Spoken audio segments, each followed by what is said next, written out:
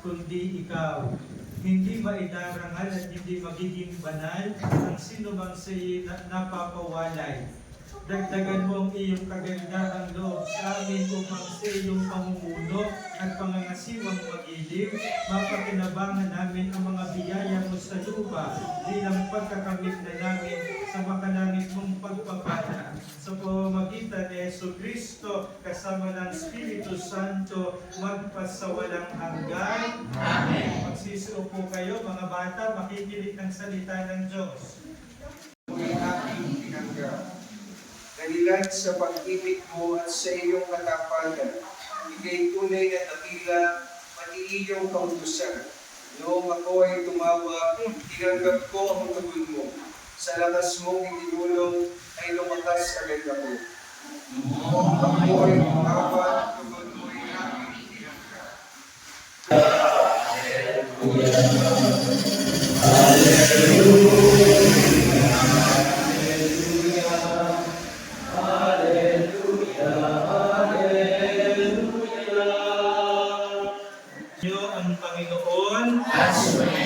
Ang mabuting balita ng Panginoon ayon kay San Lucas. Papuri sa iyo, Panginoon. Minsan nananalangin si Jesus. Pagkatapos niya, sinabi ng isa sa kanyang mga alagad, Panginoon, turuan po ninyo kaming manalangin katulad ng ginawa ni Juan sa kanyang mga alagad. Sinabi ni Jesus, kung kayo'y mananalangin, ganito ang sabihin ninyo, Ama, sambahin nawa ang ngalan mo, magsimula na sa ng iyong pagkakari, bigyan mo kami ng aming makakain sa araw-araw at patawarin mo kami sa aming mga kasalanan. Sapagkat pinatatawad namin ang bawat nagkasala sa amin at huwag mo kaming iharap sa mahigpit na pagsubok. Sinabi pa rin niya sa kanila, Jesus, magsiupo yung merong mauupan. So, namatay na siya, kaya ipinagdarasal din natin ang kapayapaan ng kanyang kaluluwa. Maraming salamat sa Diyos sapagkat ang Sister Rita ay napakalaki ng pagmamalasakit sa inyo. No? Talagang kapag yan ay may pagkain dumating, may mga regalong dumating, kaagad-agad ay gusto'y makapunta dito at sa Dagatan Creek para makapagbigay. No? At yung kagustuhan niya, kung kapilya na mas malaki, ay hindi na niya inabot, no? Sapagkat nung huling siya'y tumugtog dito, ang sabi ko yung sunod na misa ay pwedeng dito na, pero siya'y namayapa na nung linggong yun. No? Pero hindi man natin kasama kita physically, alam natin kasama natin siya spiritually. Okay? So tayo nagpapasalamat sa Panginoong Diyos, sa biyaya ng Madre, at harinawa ay pagkalooban ang sister, no, ng kapayapaan. No? Mga bata, kayo ay tinuruan ng Madre na magdasal. Tama? Diba? Siya ang nagturo sa inyo ng panalangin ng Rosario, Ama namin, Aba Ginoong Maria, Papuri, Divine Mercy. Kasama yung mga konsehal nila at yung mga nagtrabaho dito. Ang kanilang pagtatrabaho ay walang bayad. No? Walang bayad. Kaya kung nagbigay ng pera, yung nag-ibang bansa, yung ibang benefactor, kayo ay nagbigay din ng walang bayad. Sapagkat ano pangyayari sa pera kung walang labor. No? Kaya maraming salamat sa mga nagsakripisyo mula sa pagwasak ng lumang pamilya na napakaliit. Hanggang ngayon ay kitang-kita na natin kung gaano kaganda, kung gaano kaaliwalas ng ating pamilya. Kaya maraming salamat ulit kay Kapitan, sa kanyang mga konsihales, sa mga nagtatrabaho sa ating barangay, sa kanilang mga asawa, no? Sapagkat habang sila ay nagtatrabaho dito, yung mga kababaihan naman ay nagluluto ng kanilang mga kakainin. No? Palakpakan natin sila. Siyempre, salamat din sa namumulo ng ating kapilya, no? Si Sister Siyempre, kasama ni Sister, yung mga naglilingkod sa ating chapel, talagang ang mga ito ay laging proyekto na kasama. Walang pangasin natin. Brother Mario Piaccio, no? Palakpakan din natin siya. So, yung magkikisame, saka yung magtatiles, ay kayo na mag-uusap, no? Kayo na mag-uusap. Saka kay Kapitan, no? At saka yung mga galing sa parokya, brother, ang ating server, no? Ipagpapatuloy natin ang ministry natin dito sa ating lugar, no? Ito'y malapit na. As a matter of fact, yung mga upuan na magaganda ay tapos na. Hindi lang natin ipa-deliver dahil magtatayo pa ng mga scaffold at magtatiles pa ay makakaskip yung mga upuan, no? So tapos na yung upuan. Napakaganda ng inyong upuan, yun ay solid wood, no? So hopefully ay makapagkisali tayo, mapinturahan natin ito, makapag-tiles tayo, no? Kapag ito nagawa natin, okay? At yun ay may pondo na, no? May pondo na. So ibig sabihin, it's a matter of talagang pagpupush na maituloy natin ito at matapos natin ito, no? Inyong aalagaan ng lugar na ito sapagkat inyong tatandaan, mga bata, ang kapilyang ito ay inyo. Okay? Ang kapilyang ito ay inyo. Hindi ito pag-aari ng mga galing sa ibang bansa, hindi ito pag-aari ng kung sino man, ito'y kapilya ninyo. Ibig sabihin, kapag ito'y tapos na, kayo ang maglilinis dito, kayo ang mag-aalaga dito, kayo ang magpupunas ng mga gamit dito.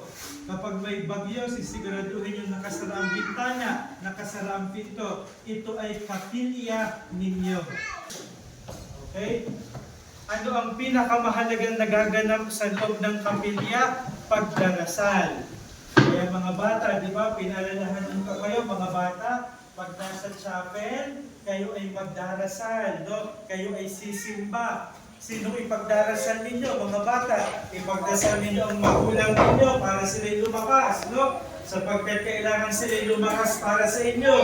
Ipagdarasal ninyo ang mga lola at lolo ninyo para bumaba pa ang buhay nila. Sasampalataya ako sa Diyos sa makapangyarihan sa lahat na may gawa ng langit at lupa. Santa Maria Virgen, pinagpakasakit ni Poncio Pilato, itinako sa krus na patay inilig.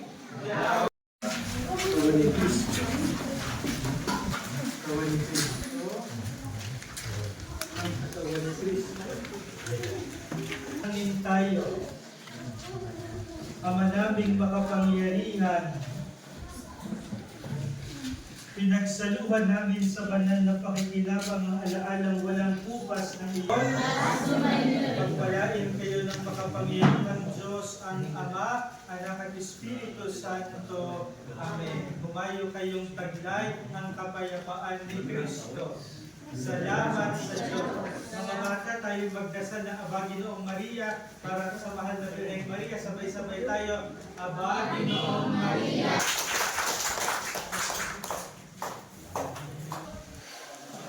Ngayon mga kabarangay, tapos na ho ang unang misa ng ating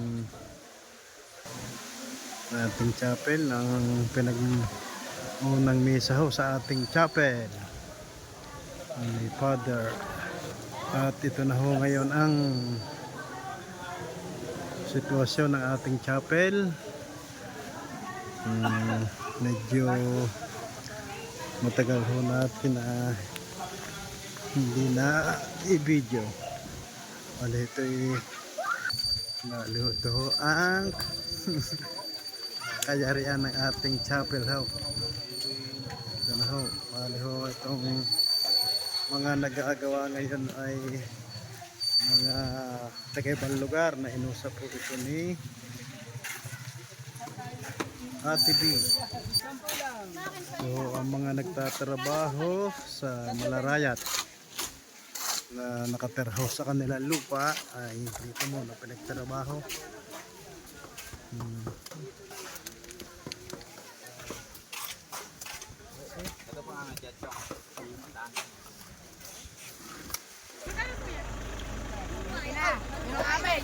Oh, nagpapamerienda na. Awin, tatlo. 20 na, nakakuha na yun. 60 na. Oh, 60 na. 60 na ako. malapit na hong matapos ang ating chapel.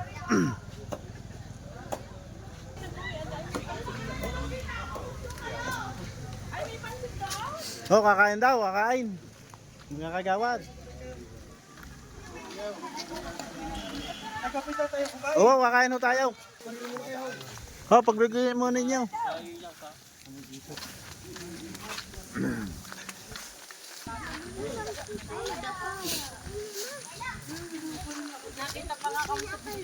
Okay, merienda na, merienda.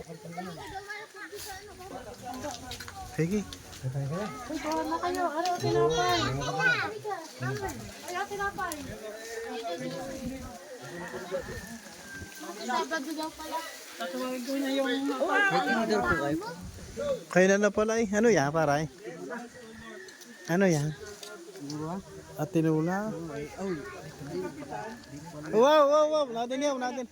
Wow, wow. Sige. Wala, jogi ako. Ako nagawak. Lugi pa daw sila. Ay, wala akong pasandok pala kaya? Wala ko walang pasandok. High blood siguro. Tumaas ang dugo. Okay na ho ako. Ako'y kumuha ng sapat sa akin. Okay na po.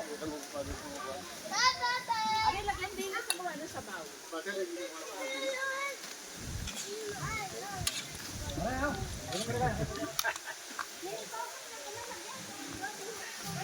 Marami pa daw.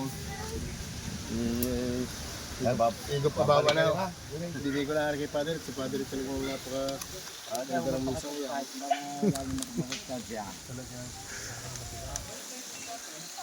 Doon ka mo walang asawa sa niya? Wala sa kinikita. Oo nga, pwede naman. Marami yung mga dalaga. Mga bata doon pa rin.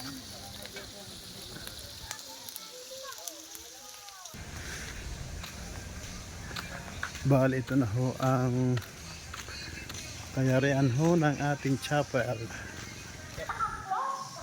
Bali ho, ito ay kulang-kulang isang taon na ho yata ang ginagawa, na tuwing linggo lang ho naman ito, pero medyo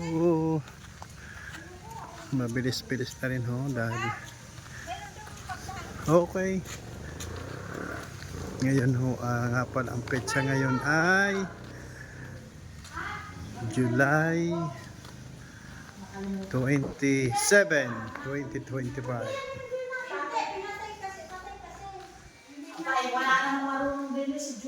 Oh, malapit na matapos.